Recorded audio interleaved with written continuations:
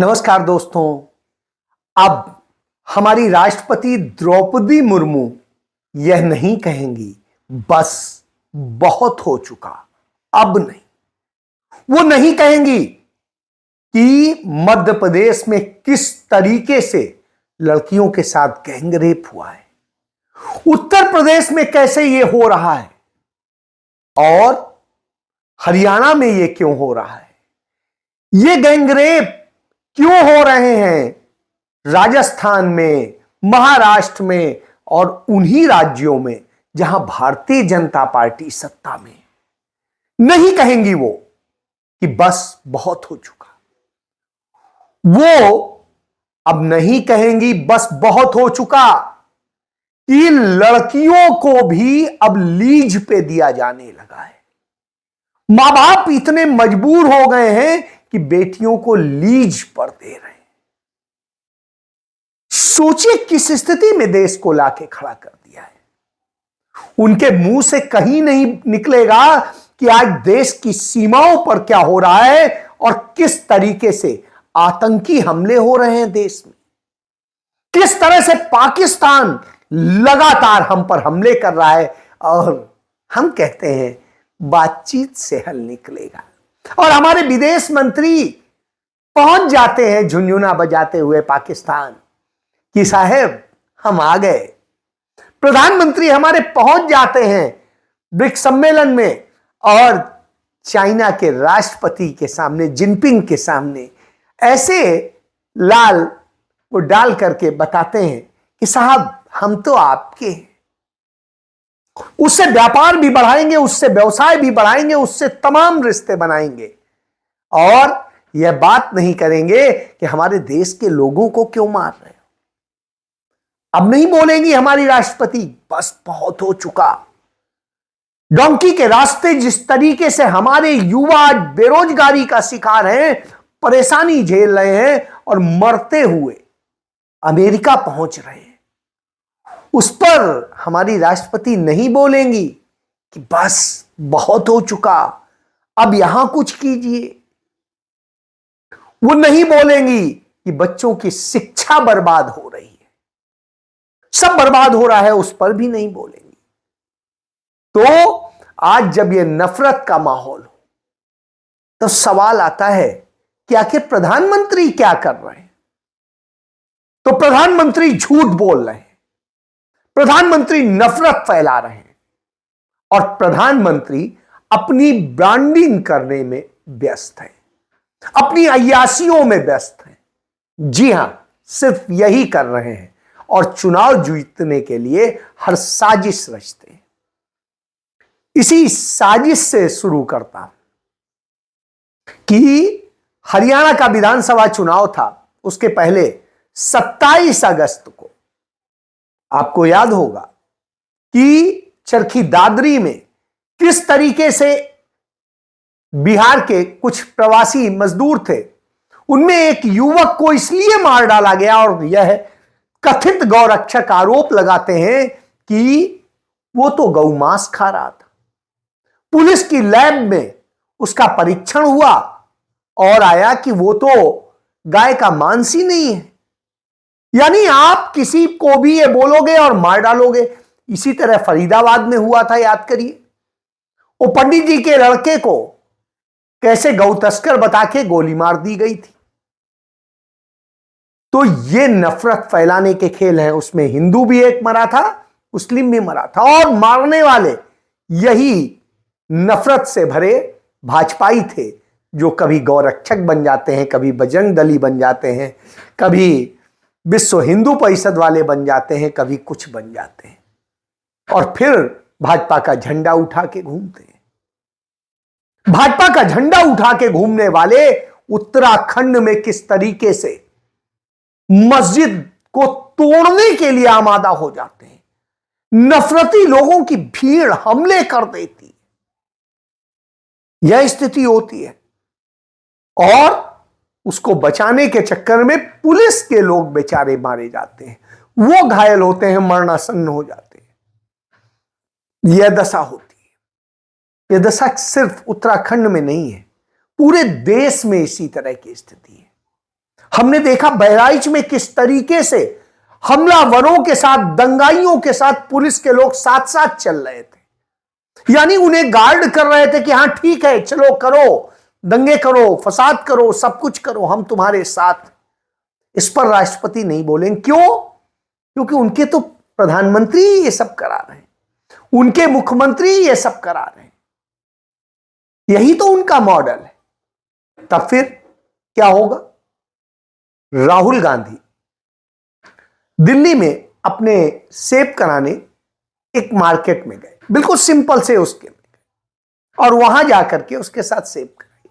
थोड़ा विकलांग था नाई जो था, अजीत, उसने बताया कि किस तरीके की हालत है, कैसे कमाई नहीं होती है, क्या है, बड़ी मुश्किल से घर चल रहा है, और वो अपनी समस्याएं बताता है, महंगाई की स्थिति बताता है। सच्चाई यही है कि एक साल में जो खाने की थाली है, जो सिंपल से 2-3 चीज खाई जाती है, वो 52% बढ़ चुकी है उसकी कीमत, 52% एक साल के भीतर। आप समझ सकते हैं किस तरीके से नरेंद्र मोदी ने किया है। झूठ बोलने की स्थिति ये होती है, कुछ भी बोलेंगे, लेकिन सच्चाई यह है कि देश बुरी हालत, देश की हालत क्या है कि थ्रेट कॉल के जरिए सैकड़ों एयरलाइंस की उसको रोक दिया जाता है, तमाम संकट पैदा हो जाते हैं। भारत में यह स्थिति हो गई है कि रोज ब रोज थ्रेट कॉल आ रही हैं और उनके कारण विमान सेवाएं प्रभावित हो रही हैं, हजारों करोड़ का नुकसान हो रहा है। लेकिन कौन पूछने वाला है? क्योंकि साहब किसी को फिक्र नहीं। नरेंद्र मोदी कहते थे कि जम्मू कश्मीर में अब आतंकवाद खात्मे की ओर है, और स्थिति यह है कि जिस दिन से हमारे विदेश मंत्री पाकिस्तान गए हैं, गलबहियां डाल के आए हैं, उस दिन से लेके अब तक 1 दर्जन हमारे सैनिक और दूसरे लोग मारे गए। आज ही वहां पर हमारे 5 लोग मार दिए गए। अब आप सोचिए क्या हालत कर दी है। गुलमर्ग में जब यह घटना होती है, राहुल गांधी इसको लेके कहते हैं कि कैसे नरेंद्र मोदी, भारतीय जनता पार्टी की एनडीए सरकार ने की नीतियों ने इस देश को आतंक में ढकेल दिया है, देश असुरक्षित हो चला है। लेकिन साहब कुछ भी प्रधानमंत्री झूठ बोलेंगे, कुछ भी बोलेंगे, तो आप सोच सकते हैं। और झूठ बोलना तो शायद इनका वही धर्म है। इसका एक उदाहरण बताता हूं कि किस तरीके से मोदी कहते थे कि उन्होंने विजन 2047 यानी 2047 के भारत का, विकसित भारत का जो विजन तैयार किया है, उसके लिए 15 लाख लोगों से बात की है। इसको लेके जब आरटीआई डाला गया तो आरटीआई में आया कि प्रधानमंत्री ने तो इसको लेके एक भी आदमी से बात नहीं की। अब आप सोचिए, और ये पीएमओ जवाब देता है। अब इतना बड़ा जहां झूठा प्रधानमंत्री हो तो आप क्या करेंगे? आपके पास में कोई जवाब नहीं होता। क्यों? क्योंकि ये सब यही करते हैं। फिर आता हूं कि बेटियां आपकी सुरक्षित नहीं है। ये बात मैं ऐसे ही नहीं कहता हूं। एक खबर छपी दैनिक भास्कर में कि 5 साल की लीज पर बेटियां बिक रही हैं।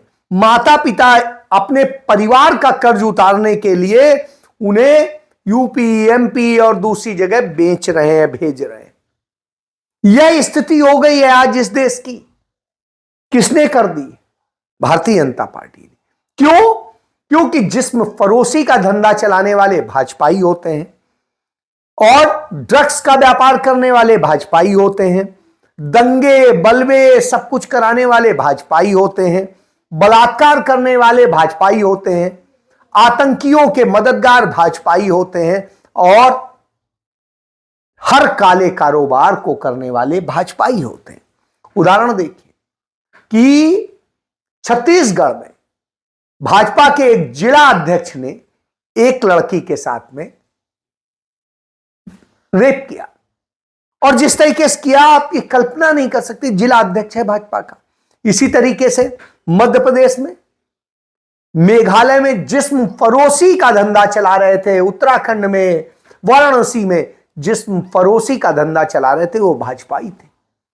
और ड्रग्स का व्यापार करने वाले आपने देखा कि जैसे पंजाब में पकड़ी गई वो महिला भाजपा नेता जो पूर्व विधायक है, किस तरह नशा तस्करी कर रही थी। मध्य प्रदेश में पकड़े गए, दिल्ली में पकड़े गए, गुजरात में पकड़े गए और महाराष्ट्र में पकड़े गए, सब भाजपा ही निकले। इसके बाद में आप देखिए दंगा बलवा कराने वाले, इसका मुझे उदाहरण देने की जरूरत नहीं है, नूह का हो, मेवात का हो, उत्तराखंड का हो, हिमाचल का हो, या उत्तर प्रदेश का हो, बहराइच का, या उसके बाद में किसी भी राज्य का आप ले लें, हर राज्य में दंगे भाजपा ही करते हैं और हर बार उन्हीं के द्वारा भड़काया जाता है, उन्हीं के द्वारा किया जाता है सब कुछ। ये सारी चीजें सामने आ चुकी हैं, लेकिन इसको लेकर राष्ट्रपति हमारी नहीं बोलते हैं।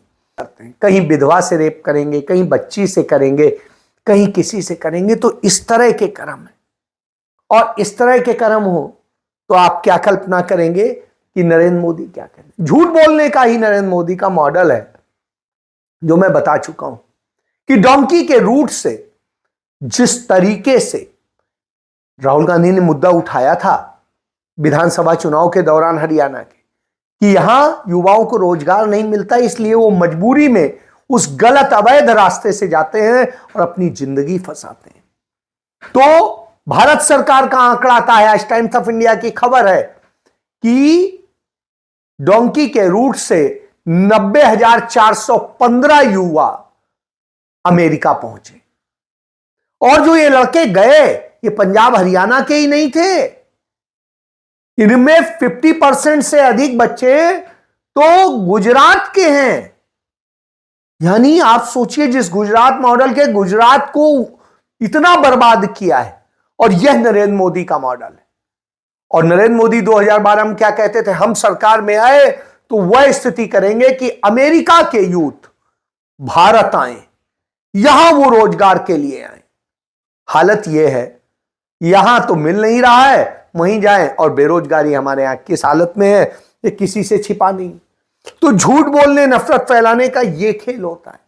इसके बाद आप देखिए इसी तरीके से वो दूसरी वो करते हैं और झूठ और नफरत में इतने वो है कि जो विदेश में खेल होना था, अंतरराष्ट्रीय उसमें जाना था खिलाड़ियों को, उसमें कुश्ती को हटा दिया गया। क्यों? क्योंकि कुश्ती में जाने वाले 12 बच्चों में 10 हरियाणा के थे। कोई विनेश फोगाट से संबंधित था, कोई बजरंग पुनिया से संबंधित था। तो उन्हें न जाने दिया जाए तो भारतीय जनता पार्टी का वह नेता जो यौन शोषक है ब्रजभूषण शरण सिंह, जिसका रिश्तेदार कुश्ती संघ का अध्यक्ष है, उसने कुश्ती संघ के अध्यक्ष ने कहा कि हम विश्व चैंपियनशिप में नहीं खेलेंगे। अब आप सोचिए, मेडल आएगा तो भारत का आएगा, लेकिन इस नफरत में भारत को जलाने का काम होता है, बदनाम करने का काम होता है। उधर आम आदमी की सवारी रेलवे मानी जाती थी, रेलवे को कैसे बर्बाद किया है, कैसे रोज बरोज रेलवे में दुर्घटनाएं हो रही हैं। आज ही सहारनपुर में एक ट्रेन डिरेल हुई, एक मेरठ में डिरेल हुई। तो ये रोज का क्रम है और हालत ये है 139 दिन हुए हैं नरेंद्र मोदी को तीसरे टर्म में, और इनके जो रेल मंत्री हैं, जो रेल मंत्री भी हैं, वो उनके समय में 62 रेल दुर्घटनाएं हुई हैं, जिनमें 2 दर्जन लोग मारे गए हैं और 150 के करीब लोग घायल हुए। यह आंकड़ा है इनका। तो आप सोचिए, इन्होंने यह भारत बनाया है, यह भारत बनाया है कि बच्चों की शिक्षा बर्बाद कर दी है, इस हालत में कर दिया है कि बच्चे पास नहीं हो पा रहे हैं, सिर्फ नफरत फैलाई जा रही है, वही पढ़ाया जा रहा है, हिंदू मुस्लिम किया जा रहा है और सब किया जा रहा है। तब अपने को ढकने के लिए, बचाने के लिए क्या किया कि एसएससी में मैथमेटिक्स और साइंस का जो पासिंग मार्क्स है वो अब 40% नहीं रहेगा, 20% हो गया, आधा कर दिया। यानी बिना वैसे किसी तरह पास कर जाओ बस। यह है मोदी सरकार। तो आप जान लीजिए, क्योंकि आप पढ़े लिखे होंगे, तर्क करेंगे, वितर्क करेंगे, सवाल करेंगे, वही तो नहीं चाहिए। तो ये बर्बाद करते हैं। और जो इस देश के मीडिया, गोदी मीडिया से फैलाते हैं, चाइना से ऐसे हो गया, और होने के बाद में हमने वो बिल्कुल यथास्थिति बरकरार हो गई, ये हो गया, वो 2 किलोमीटर पीछे हम। सत्यता यह है कि हम फिंगर 4 तक पेट्रोलिंग करते थे, हमारे जानवर चरने जाते थे, और अब हम फिंगर 8 पे बैठे। यानी हम करीब करीब 5000 से अधिक वर्ग किलोमीटर की जमीन चाइना के कब्जे में दे चुके हैं। यदि वो 2 किलोमीटर पीछे भी हट जाएगा तो भी हमारी जमीन पे होगा, लेकिन हम भी 2 किलोमीटर पीछे हटेंगे, यानी हमने वो बफर जोन जो छोड़ा दोनों ने, और दोनों उसमें पेट्रोलिंग करेंगे, तो आप समझ लीजिए कि हमारा ही हर तरह से नुकसान हो रहा है, इस समझौते में भी नुकसान। लेकिन नरेंद्र मोदी के लिए, क्योंकि उन्हें ब्रिक्स सम्मेलन में जाना था, उससे गले मिलना था, तो ये करना था, वो ड्रामे किए गए। यह स्थिति है। और जैसा मैं पाकिस्तान का बता ही चुका हूं कि पाकिस्तान कहते थे कि तब तक बात नहीं होगी जब तक आतंक खत्म नहीं होगा, और जाके हमारे विदेश मंत्री वहां झुक के सलाम करके आते हैं, और देश के अंदर ताबड़तोड़ आतंकी घटनाएं होती। यह इस बात गंदरबल जैसी जगह में हो गई, गुलमर्ग में हो गई, जहां सामान्य तौर पे नहीं होती थी। तो यह आप समझिए, इस हालत में लाके इस देश को खड़ा कर दिया है। लेकिन इस पर हमारी राष्ट्रपति नहीं बोलेगी, बस बहुत हो चुका, अब संभालिए, कुछ करिए मोदी जी। मोदी जी क्या करेंगे? झूठ बोलेंगे, नफरत फैलाएंगे, किसी को कपड़ों से पहचानेंगे, लेकिन वहां जाएंगे तो शाह के, मौलाना के गले पड़ेंगे। तो यह सत्य है, इसको जानने की जरूरत है। इसीलिए राहुल गांधी बार बार आपको बताते हैं, और इसीलिए रेवंत रेड्डी जो तेलंगाना के मुख्यमंत्री, उन्होंने एक कार्यक्रम में कहा कि नरेंद्र मोदी ने इस देश को क्या दिया है और गांधी नेहरू परिवार ने क्या दिया है, इसको जानना जरूरी। गांधी नेहरू परिवार आजादी के पहले इतना रईस था कि मोतीलाल नेहरू और पंडित जवाहरलाल नेहरू ने अपनी सारी वेल्थ, यानी सारी संपत्ति इस देश को दे दी, जो उस जमाने में हजारों करोड़ की थी।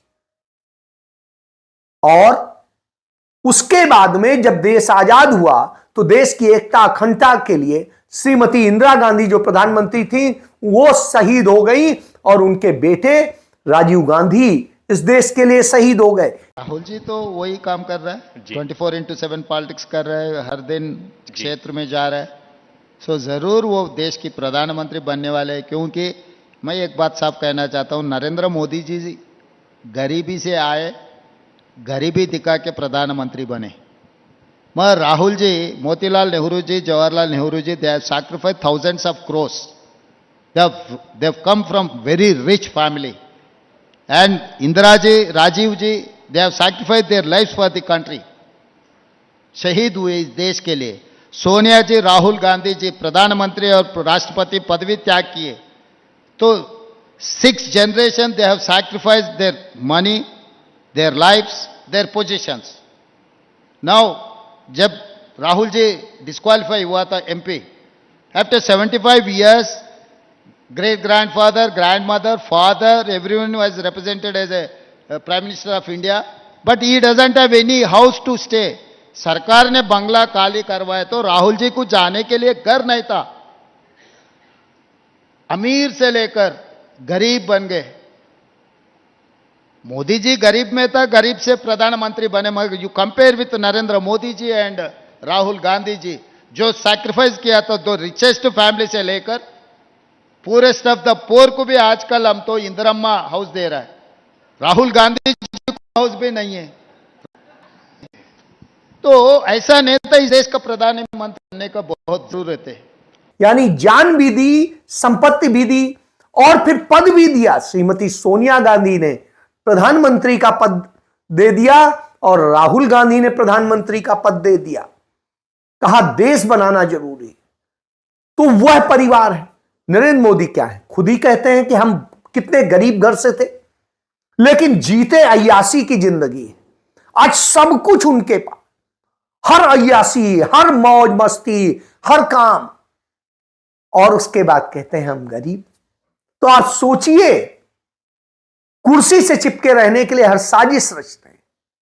यह अंतर है इन दोनों परिवारों, यह समझने की जरूरत है। तो देश असल में सच चाहता है, लेकिन नफरत इतनी रगों में भर दी गई है कि सब बर्बादी में जा रहा है। तो बचाना है आपको, तो फिर से आना पड़ेगा उन सच्चे देशभक्तों के पास, जो परिवार है गांधी नेहरू का, जिसके राहुल गांधी हैं, प्रियंका गांधी हैं, सोनिया गांधी, बाकी सब झूठ। जय